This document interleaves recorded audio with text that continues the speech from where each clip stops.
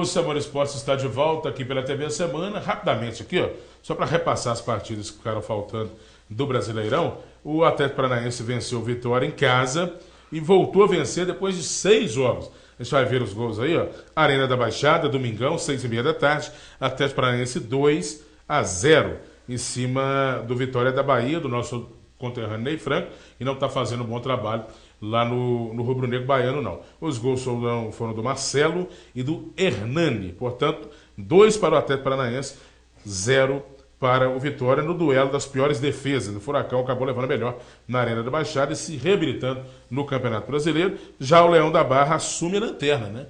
A última colocação do Campeonato Brasileiro hoje é da equipe do Vitória. E para finalizar aqui, ó, Criciúma vence o Goiás lá no Heriberto Rios, em Santa Catarina. O Criciúma venceu o Goiás por 1-0 com o gol do Luiz Felipe, né? E a vitória do Criciúma, né, do Tigre, acabou com um jejum de 10 partidas sem vencer, hein?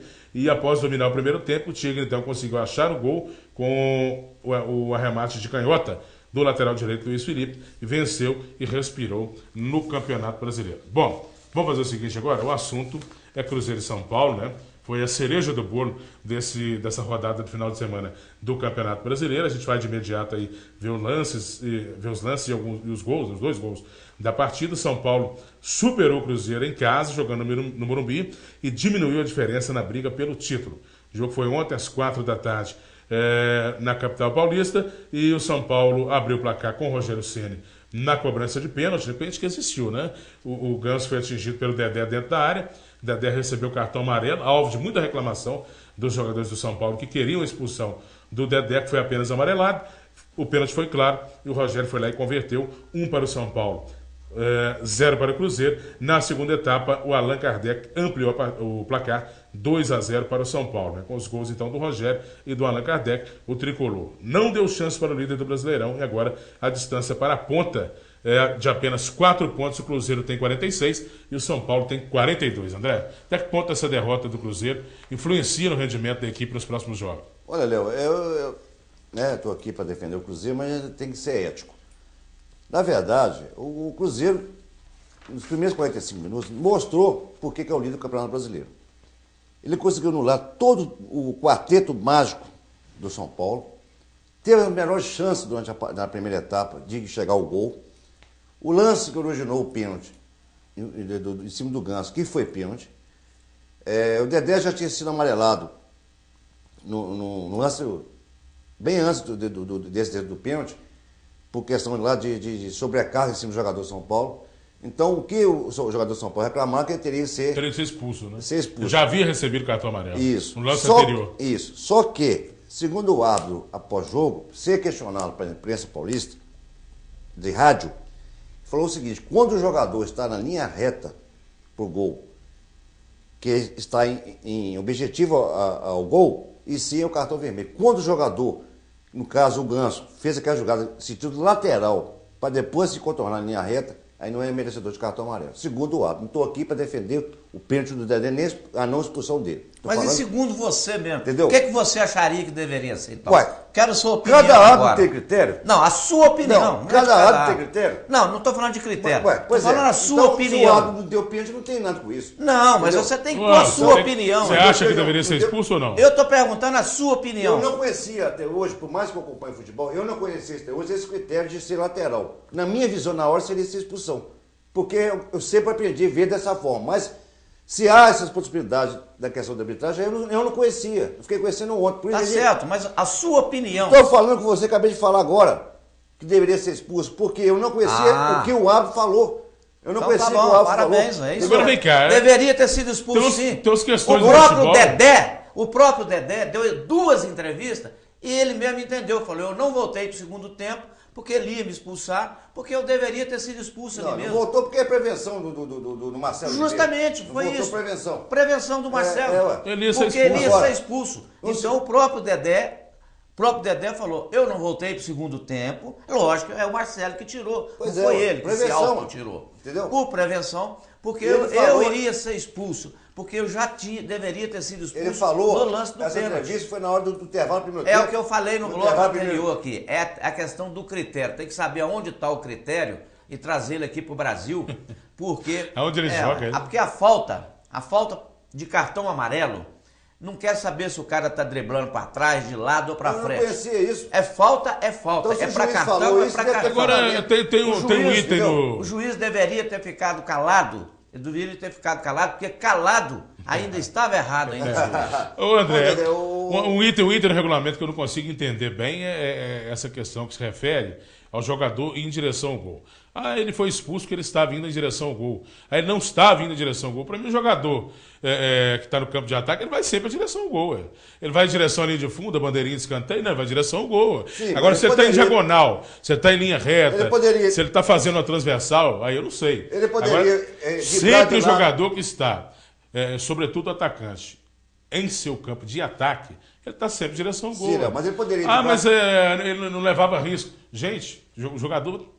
Ele está buscando o gol, ele está em direção ao gol. Então é muito interpretativo. Também, Léo, ele poderia também driblar e voltar a bola para trás, o jogador de trás vir chutando a bola. Isso aí a gente não sabe. Eu não estou falando só desse lance, não. Pois é, estou te falando. Vários outros lances agora, aí que isso acontece. Da partida, houve aquele famoso cansaço físico, o Cruzeiro não conseguiu jogar o que repetiu na primeira etapa.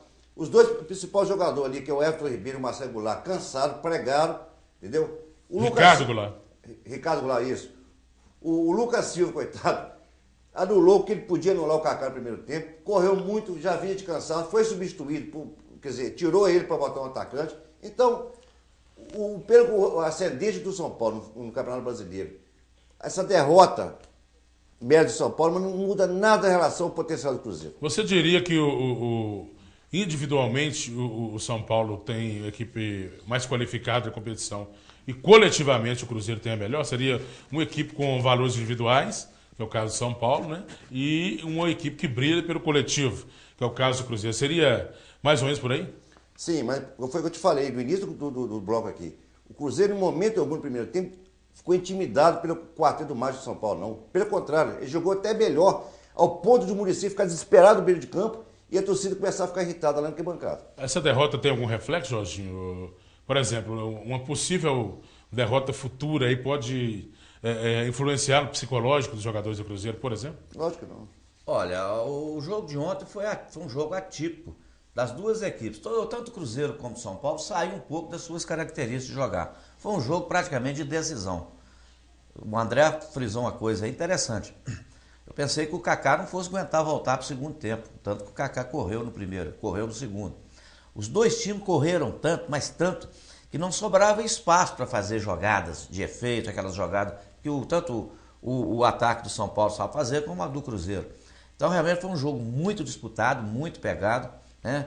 Teve essas complicações todas aí de expulsa, não expulsa, pênalti, aquela coisa toda. Acho até que cabia mais. São Paulo, no final, tirou o pé, você tá entendendo? Cabia mais uns dois ali e tudo. Tirou o pé, não. Mas a verdade é que a questão que o São Paulo acendeu o Campeonato Brasileiro. Porque se o Cruzeiro ganha... Balbal, o Campeonato Brasileiro, vai ficar com a porcaria aí de G4 aí, lutar para a Libertadores, que é o que já vem acontecendo, né? As equipes estão prestando atenção mais os treinadores em ganhar o emprego dele no ano que vem para disputar o Libertadores do que realmente disputar um título. Mas foi um jogo muito corrido, foi um bom jogo, né, no aspecto de competição, né, e acendeu de novo o Campeonato Brasileiro. Olha o tamanho do significado desse jogo, né? O Cruzeiro lidera com 46 pontos, o São Paulo tem 42. Quer dizer, tivesse o Cruzeiro vencido, seria o inverso. O São Paulo teria 39 e o Cruzeiro 49. Seria uma vantagem de 10 pontos, praticamente consolidando o título celeste e agora com a vantagem de 4, né? Pelo menos aí o Cruzeiro tem sido perseguido pelos adversários, o que se para o Cruzeirense não é muito bom, mas para o campeonato, em termos de motivação e para as outras equipes envolvidas na competição, é interessante, torna a disputa mais interessante de ser acompanhada, né? Com certeza. Inclusive, no ano passado, nessa mesma situação do campeonato, estava também a diferença sobre o segundo local de 4 pontos. E para o meu amigo Evandro, né, São Paulino, apaixonado. Grande São Paulino. Não vão me empolgar não, que eu estou secando, mas não vão me empolgar não, porque já tem um São Paulino aí falando, agora o quê? Agora o São Paulo tem que ganhar tudo e o Cruzeiro tem que perder tudo. Não é bem assim, porque eu não vejo o São Paulo com esse time para vencer as partidas que ele tem pela frente. E outra coisa, já o Cruzeiro já é uma promessa totalmente diferente. O Cruzeiro ficou 19 partidas sem perder.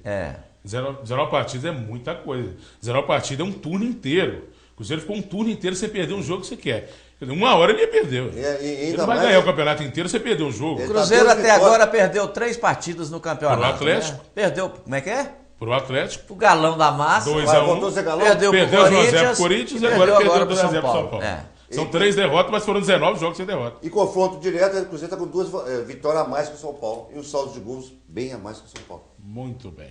Vamos falar aqui então do. Só para complementar o G4, que são aqui os 4 primeiros colocados, né? Eu já falei, Cruzeiro 46, São Paulo 42, o terceiro é o Internacional com 37 e o quarto o Corinthians com 36, ficando o Fluminense em quinto com 35. Na zona de rebaixamento, 17º o Criciúma com 21 pontos, 18º Curitiba com 20, 19º Bahia com 20 também e na 20ª colocação o Vitória da Bahia com 18 pontos. Vamos fazer um intervalo. Na volta o assunto é Clube Atlético Mineiro. O Galo ontem empatou em casa com o Grêmio, jogando no outro. E o Levi vai chamar de, sabe de quê, Jorginho? De burro. Galão da massa. Será que é o burro com sorte? Galão da O massa. burro com sorte, que dá título ao livro que ele escreveu, né? Galão. O burro com sorte ou sem sorte, acabou empatando em 0 a 0. A gente vai falar sobre isso na sequência, depois do intervalo, destacando o Clube Atlético Mineiro aqui no nosso programa. Até já.